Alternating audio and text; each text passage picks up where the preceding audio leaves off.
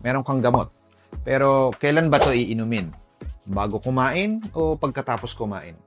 Mahalaga ba ang timing ng pag-inom ng gamot? May mga gamot na apektado ang absorption kapag may kasamang pagkain sa tiyan.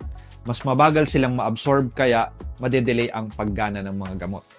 Maaari ring may mga gamot na mas mababa ang absorption dahil natatangay o nababind sila ng mga pagkain at imbis na na-absorb ay napupunta sila sa poop.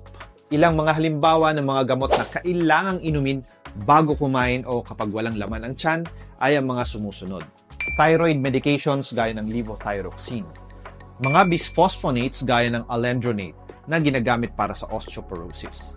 Sucralfate na ginagamit para sa mga stomach ulcers. Sildenafil para sa erectile dysfunction at pulmonary hypertension.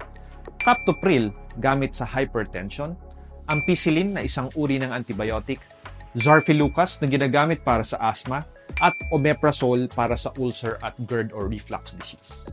Mahalaga na tanungin ang inyong doktor para malaman ang wastong timing ng pag-inom ng inyong gamot para makuha nyo ang tamang bisa ng mga ito.